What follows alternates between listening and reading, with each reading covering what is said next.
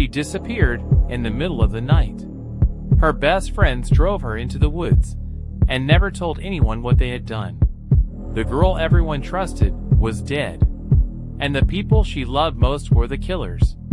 This is the story of Skylar Neese, the prom queen killer. A friendship turned deadly, a betrayal so chilling it shook an entire town. And it all started on one ordinary summer night. Skylar Neese was 16 years old, bright, witty, and ambitious. She had a laugh that could fill a hallway and a smile that drew people in. In school, she was popular, not in a superficial way, but in a way that made her classmates feel like they could trust her. Her two best friends, Skylar Eddie and Rachel Schoaf, were part of what everyone called the trio. Together, they seemed invincible, an unbreakable bond, photographs of laughter and late-night adventures decorating social media feeds. But even the strongest friendships can harbor secrets. Beneath the laughter and smiles, cracks had begun to appear. Skylar Eddie had changed. Moodier, possessive, jealous. Rachel followed, silent, reinforcing the imbalance in the friendship. Skylar noticed, of course, but she tried to ignore it, tried to laugh it off, hoping the bond they had promised would hold. Trust, once broken, leaves marks you can't see. And betrayal doesn't announce itself. It was July 5th, 2012. The fireworks from the 4th of July still echoed in the distance. A warm summer night wrapped Morgantown in calm. Skylar's parents assumed she was asleep in her room. Her phone lay on the desk. Everything seemed normal. Skylar had other plans. Plans that would end her life. She did not know it, of course. She thought she was meeting her best friends for a simple drive, a chance to laugh under the stars, share secrets, and be the trio. Again, every mile they drove took them further from safety. Every turn led deeper. She did not see the rehearsed alibis, the rehearsed smiles. She trusted them implicitly, and in that trust lay her doom. They stepped out of the car, blankets and snacks in hand, laughing lightly. To Skylar, this was normal, a small adventure. Skylar's mood had shifted subtly but unmistakably. Rachel lingered behind, nervous, her gaze darting to the shadows. Skylar, unaware, believed in the bond she had always trusted. And then it happened. One moment, laughter. The next, terror. Skylar struck first. Rachel followed. Skylar screamed, a high, piercing sound that echoed through the trees. And then silence. Hours passed.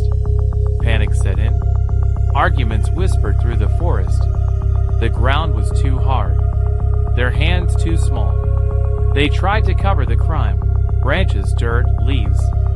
A fragile attempt to erase what had happened. They thought it was over.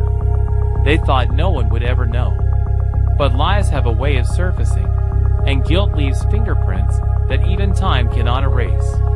The next morning, Skylar's parents awoke to an empty room. The window open. Her bed untouched. No phone. Skylar feigned worry convincingly.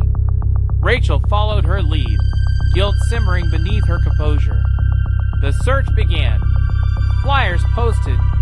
Police combed the town. Volunteers held vigils. But the truth remained buried until Rachel cracked under the pressure of her own conscience. Rachel confessed. We stabbed her. We stabbed Skylar. Rachel led authorities to the clearing. The crime scene. The place where friendship had ended and murder had begun. Skylar was arrested. Calm. Smiling faintly. No remorse. Friendship. Trust. Laughter. All twisted into something unrecognizable. Skylar Neese, the girl who had dreamed of a bright future, was gone. Her killers were the people she loved most. And the town would never forget that night. Skylar Neese was gone. Gone from her bedroom, gone from her family, gone from the life she had only just begun. The town of Morgantown awoke to a nightmare that no parent, no friend could have anticipated. Her disappearance was sudden, mysterious, the kind that sparks fear and suspicion in everyone who knew her. At first, it seemed like a teenage runaway. Maybe she had stayed at a friend's house. Maybe she had sneaked out for an adventure. But as hours turned into days, and days into weeks, that hope began to crumble. There was no trace of her. No call, no text, no sign. Detectives combed through her last known movements. Interviews were conducted with friends, classmates, and neighbors. Everyone who had seen her in the last 48 hours was questioned. Every lead was pursued. Skylar Eddy and Rachel Shope gave statements. Smiling, concerned, convincing. They recounted the night as a simple drive, an innocent adventure. They said they had dropped Skylar off near her home, reassured her she would get inside safely, and left her to climb back through her bedroom window. The police believed them at first. The story seemed plausible. But detectives never ignore instinct, and something about the timeline did not fit. Even the most carefully constructed lies leave cracks. The town held vigils. Flyers plastered walls. Social media campaigns urged Skylar to come home. Local news covered the story.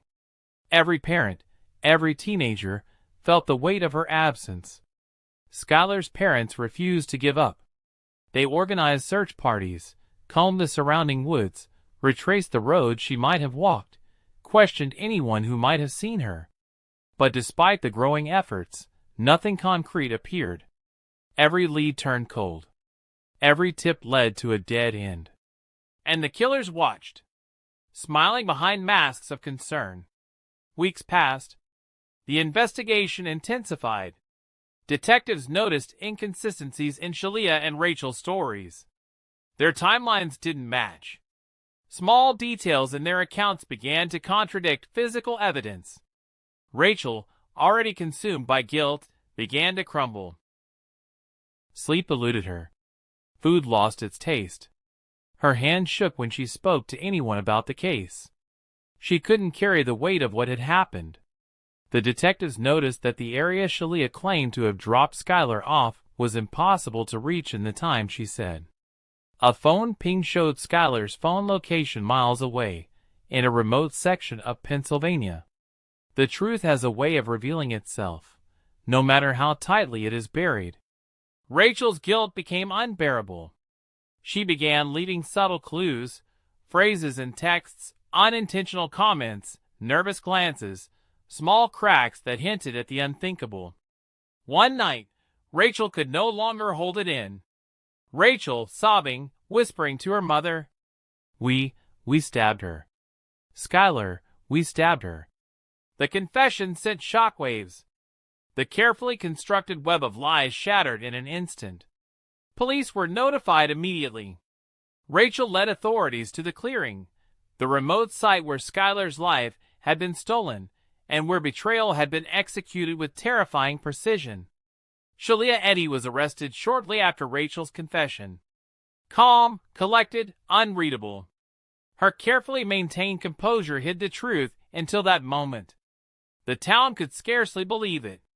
The girl they had watched grow up, the friend who smiled beside Skylar in every photo, had become a murderer. Betrayal doesn't knock before entering. It waits silently until the perfect moment to strike. Details emerged. Skylar had been lured into the woods under the guise of friendship. Knives had been concealed. The attack was deliberate, planned, and executed with chilling precision. The evidence confirmed what Rachel had confessed. This was no impulsive act of teenage anger. It was calculated, cold, and horrifying. Some friendships hide darkness behind smiles. Some laughter is the last thing a person hears. The revelation stunned the community. Parents worried about their own children. Teenagers questioned trust, loyalty, and the masks people wear. School hallways became tense, whispers echoing in every corner. Skylar's parents grieved publicly and privately, facing the unbearable truth that the people they had welcomed into their home, trusted as friends to their daughter, had betrayed her in the worst possible way. National media picked up the story. Interviews, speculation, and analysis flooded the airwaves. People across the country were captivated by the tragedy and horror. The names Skylar Neese and Rachel Schoaf became infamous. School photos, social media posts, and mugshots circulated endlessly, the story spreading like wildfire. Some crimes are so shocking, so intimate, they linger long after the facts are known. Betrayal leaves marks that no time can erase. The arrest of Skylar Neese marked the end of secrecy, but the beginning of a public nightmare. For the first time, the truth would face the light, in a courtroom where the town, the nation, and the grieving family demanded answers. The trial was set. News vans circled like vultures. Cameras captured every angle, every expression. Headlines screamed betrayal. Every whisper in Morgantown now had a name attached: Skylar Neese, Rachel Schoaf, Skylar Neese. The prosecution began by laying out the chilling facts. Evidence collected from the clearing. Testimonies from Rachel Schoaf. Timeline discrepancies meticulously documented. The plan had been deliberate. The attack calculated. And the betrayal, so intimate, so final, that the heart of the town broke along with Skylar's body. Witnesses described Skylar as joyful, trusting, vibrant. And then they recounted the last night, a summer night that began like any other and ended in unimaginable horror. Rachel Schoaf took the stand. Her confession was detailed, trembling, and horrifyingly precise. Every moment leading to the clearing. Every act of premeditation. Every emotion stripped bare. We didn't mean for it to happen, but once we started, we couldn't stop. Skylar, she didn't fight enough. The courtroom held its breath. The betrayal was incomprehensible. To the people in the room, it seemed impossible that two teenagers could commit such a deliberate act against someone they called a friend. Some truths are unbearable. And some betrayals cut deeper than any knife. The prosecution used every piece of evidence to paint the story. Digital reconstructions of the clearing. Police photographs. Statements from neighbors. Each detail painstakingly revealed. The jury could see the sequence of events, the deliberate concealment, the callous planning. What had seemed like a tragic disappearance now became an undeniable murder. Every lie has a trail. And the trail of betrayal led straight to Skylar Neese and Rachel Schoaf. The defense attempted to humanize the defendants. Argued that teenage impulsiveness, peer pressure, and stress had clouded judgment. They claimed Rachel had acted under Skylar's influence. They painted Skylar as manipulative, controlling, yet also a child, incapable of the full weight of her crime. But manipulation does not erase murder. And influence does not absolve betrayal. Witnesses testified about Skylar's past behavior, her charm, her ability to manipulate those around her. Every smile she had ever given to Skylar or her family became evidence of her duplicity. Family members spoke about Skylar's dreams, her laughter, her bright future. Each word was a reminder of what was lost. The courtroom was not just a place for justice. It was a stage for grief, for anger, for disbelief. And for a town trying to comprehend how friendship could be weaponized into murder. Friends testified, classmates shared memories. Every story contrasted with the brutal act that ended Skylar's life. The emotional weight was unbearable. The prosecution highlighted the inconsistencies in Skylar and Rachel's original statements. Timelines that didn't match. Alibis that couldn't be verified. Tiny lies that unraveled into a mountain of truth. Even the most carefully constructed lies leave cracks. And these cracks shone a light too bright to ignore. Photos, phone records, forensic analysis, all painted a grim picture. The jury began to understand that the girl's betrayal had been premeditated. Every day, every testimony, every piece of evidence escalated the tension. The courtroom became a crucible of fear, guilt, and anger. Watching betrayal unfold in real time, the town understood that innocence is fragile, and trust is easily shattered. Counselors, investigators, journalists, all were captivated. No one could ignore the chilling truth. Two friends, united once in laughter, had ended the life of someone they called their own. Days passed. The weight of evidence and testimony pressed on the jurors. They knew what they had to do, yet the human mind struggles with crimes so intimate, so personal. In cases like these, the courtroom is not only where justice is sought, but where the soul of a town is tested. How could friendship lead to murder? How could love mask betrayal? The prosecution's final statement was haunting. Every word drove home the inevitability of the crime, the betrayal, and the planning that had led to Skylar's death. Outside the courthouse, townspeople and reporters watched, waiting for the final chapter. News anchors repeated the facts: the crime, the confession, the evidence, the trial. The story gripped the nation, a reminder of the fragility of trust, and how teenage friendships can mask unspeakable darkness. Skylar's story became a cautionary tale. But for her family, and for a town scarred by betrayal, there would be no turning back. The trial revealed the truth. The lies had been stripped away. The premeditation laid bare. The betrayal exposed for all to see. But truth is only one part of justice. Grief, loss, and the haunting question of why a friendship turned deadly, lingered long after the verdict. And even as the gavel fell, Morgantown would remember the girl who smiled, trusted, and vanished. After weeks of testimony, months of investigation, the moment had arrived. The gavel would fall. The town waited. Skylar's parents waited. And the question lingered, could justice ever undo the betrayal? The jury's decision was deliberate, measured, final. Every piece of evidence, every testimony, every word spoken in the courtroom had been weighed carefully. In the silence of that room, the truth became undeniable. The crime, once hidden in shadows, now stood exposed under the light of justice. The foreperson read aloud. Guilty. The word echoed. Shalia Eddy, convicted of first-degree murder. Rachel Shove, convicted as an accomplice. The judge addressed the defendants directly. Every word deliberate, measured. Every syllable heavy with the weight of consequence. For the premeditated, cold-blooded murder of Skylar Neese, this court sentences Shalia Eddy to life imprisonment without the possibility of parole.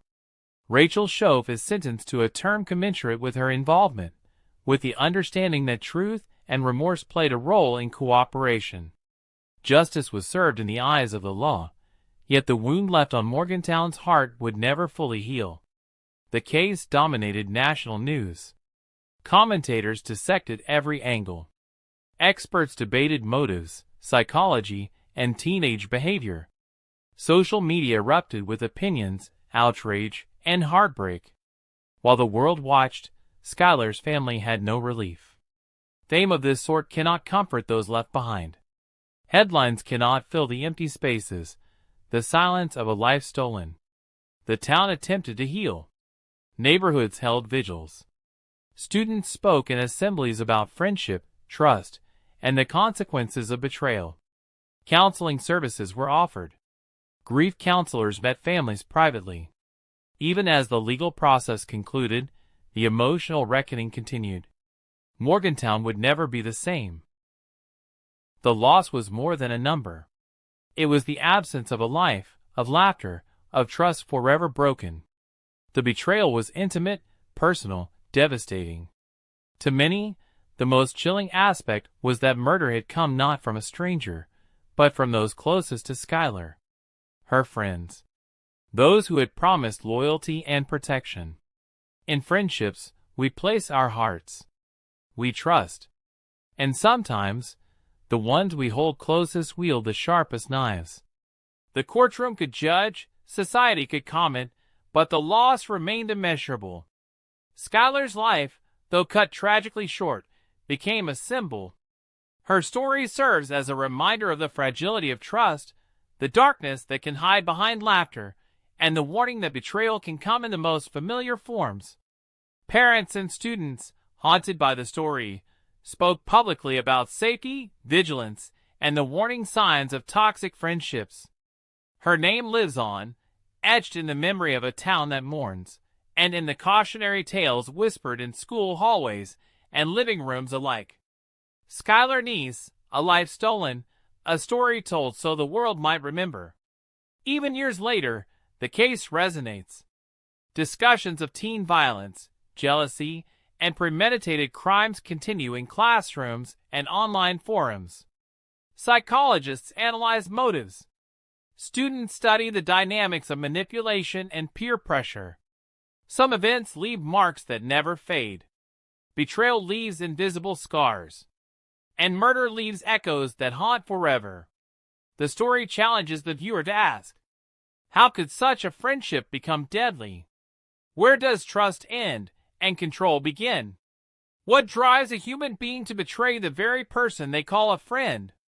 These are questions that linger long after the trial, long after the verdict, and long after the world has stopped watching. Because some stories are not just about crime, they are about the fragile, haunting complexity of human relationships. The trial concluded. The sentences were handed down. Justice, in its legal form, had been served. But the emotional and psychological aftermath lingered. The story of Skylar Neese became part of Morgantown's history, part of a national narrative on friendship, trust, and the darkness that can hide behind smiles. And yet, her story remains alive. A reminder, a caution, a haunting truth. Betrayal can strike closest to the heart, and its consequences are irreversible. Time moves forward. Seasons change. Life continues. But some events leave marks that no calendar can erase. Skylar Neese's story is one of those events. A life stolen, a betrayal unimaginable, and a town forever altered. Skylar trusted her friends implicitly. Laughter, late-night secrets, the kind of companionship that feels eternal. Yet trust, when placed in the wrong hands, can become a weapon. Friendship, when corrupted, can become a tool for destruction. And betrayal leaves scars deeper than any wound the eye can see. Counselors, psychologists, and educators studied the case extensively. They examined warning signs, manipulation, and the subtle escalation of peer jealousy that can lead to tragedy. Skylar's story became a case study, a haunting example of how innocence can be weaponized. Shalia Eddy remained imprisoned, her life confined to the shadows of steel and concrete. Rachel Schoaf, though younger and cooperative, served her sentence under strict conditions, carrying the weight of her confession and the knowledge of her role in Skylar's death. Consequence cannot restore a life. Punishment cannot erase the haunting of what has been done. And remorse, though sincere, cannot return what was stolen. Skylar's parents endured grief that never fully lifted. Every birthday, every holiday, every ordinary day reminded them of the absence of their daughter. Grief does not fade. It changes shape, becomes a quiet companion, a shadow in the background of every memory, every hope, every smile. Friends and extended family carried her memory forward. Scholarships were established. School programs emphasized kindness, vigilance, and the importance of noticing subtle signs of manipulation. Skylar's light, though extinguished too soon, inspired efforts to protect. The psychological impact of the crime rippled far beyond Morgantown. Experts analyzed the behavior of Shalia and Rachel. Motivations rooted in jealousy, control, and adolescent impulsiveness. Social media posts, subtle threats, and the quiet erosion of trust all culminated in a murder that shocked the nation. Betrayal often begins as a whisper, a nudge, a smile that hides a knife. And by the time the truth emerges, the damage is already done. The story served as a warning, a cautionary tale for teens, parents, and communities everywhere. Friendship is precious. Trust is fragile. And vigilance is necessary. The case became part of the true crime lexicon.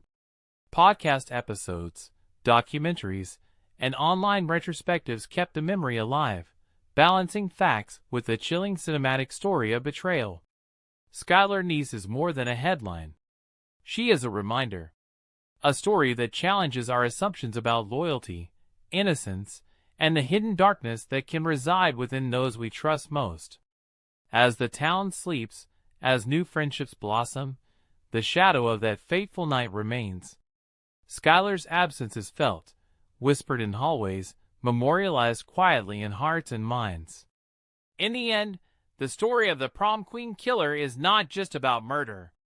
It is about trust, betrayal, and the fragile line between friendship and darkness. Skylar Neese lives on, not in flesh, but in memory, in caution, in the haunting truth that sometimes the people we love most are capable of unimaginable betrayal. Friendship can be a light that guides us, or a shadow that destroys. Skylar's story reminds us of the fragility of trust, the weight of betrayal, and the consequences that echo far beyond the crime itself. And for Morgantown and the world who watched, it is a story that will never be forgotten. Kindly subscribe to watch more.